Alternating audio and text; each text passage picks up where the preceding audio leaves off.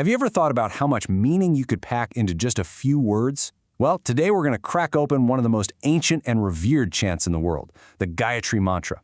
Let's dive in and see what it's really all about. At first glance, it looks pretty simple, right? It's a short prayer, only 24 syllables long. But for literally thousands of years, people have said that these sounds hold the key to understanding, well, everything. So what profound secrets are actually hidden inside this famous mantra? All right, to really get it, we're going to take it apart piece by piece. First, we'll look at why it's considered so important. Then, we'll decode that famous sound, Om.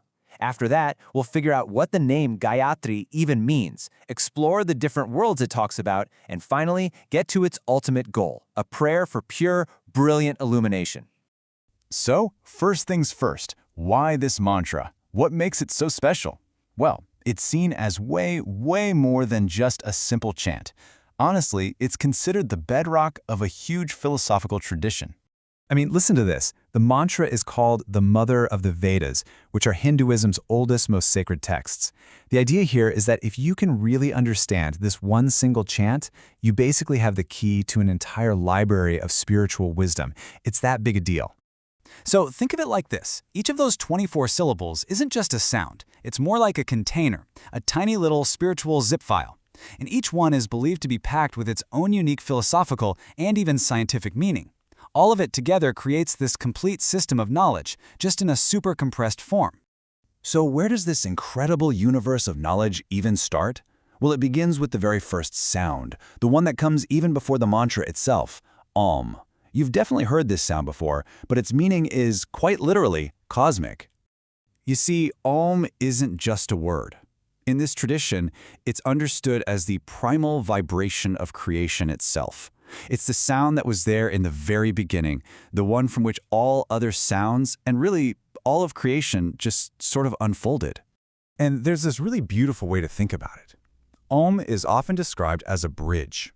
So when you chant it first, it's like you're stepping onto that bridge, letting your mind travel from the everyday, noisy world into the deeper, quieter state you need to be in to really connect with the rest of the prayer. Okay, so Om is our bridge. But what about the name of the mantra itself, Gayatri? What does that actually mean? Well, the answer is hidden right inside the word. So if you break down the Sanskrit, Gayatri literally translates to that which protects the life force. You have Gaya, which means prana, or our vital energy, and Trayate, which means to protect or preserve. So the mantra is named for what it does. It guards our most essential energy. And look, this isn't some new interpretation. This idea is ancient. It's right there in sacred texts like the Aitareya Brahmana. For thousands of years, this has been the core identity of Gayatri, the great protector of our inner vitality. But what exactly is this prana that it's protecting? It's more than just your breath. Think of it like the invisible, fundamental energy that just makes you, you. It's what gives you that spark for life, your health, your courage, your get up and go. It's basically the battery pack for your entire being.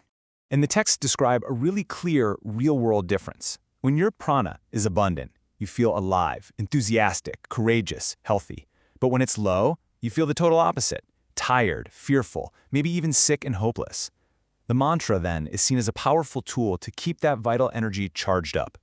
Okay, so we've got the cosmic sound Om, and the mantra's name is all about protecting our life force. What's next? Well, the mantra then goes on to build a complete picture of the entire cosmos, using just 3 short words. Right after you chant Om, you hear these 3 distinct sounds, Bu, Bhuva, Sva. These are called the Vyakhritis. And trust me, they are not random words. They're actually a map of all reality.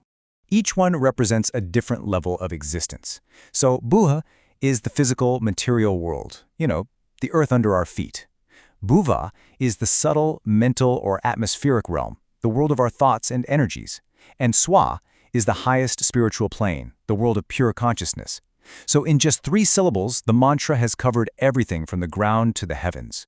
So, the mantra has set this massive cosmic stage. It's acknowledged the first sound of creation, and it's mapped out all of existence. So what's the point? What does it actually ask for? What's the ultimate request here? Well, this is the heart of it. The climax of the mantra is a direct, powerful prayer for enlightenment. It calls upon the divine light of creation, a force known as Savitur, and it makes one simple, powerful request: Please light up our minds. So when you put it all together, you see it's not just a collection of cool ideas. It's a complete spiritual journey in 24 syllables. It starts with the sound of creation, it maps out all of reality, it focuses on a divine creative light, and it all leads to this very personal prayer for wisdom and clarity. So why does any of this matter to us today? Well, because at its core, the Gayatri Mantra is a timeless, universal tool. You could think of it as a kind of technology of sound, designed for anyone, anywhere, who's trying to cut through the mental fog and connect with a higher sense of wisdom. Which kind of leaves us with one final thought. The mantra asks for a totally illuminated mind. So imagine for a second that prayer was answered for you right now. Your mind is suddenly filled with a perfect, clarifying light. What's the very first thing you would want to understand?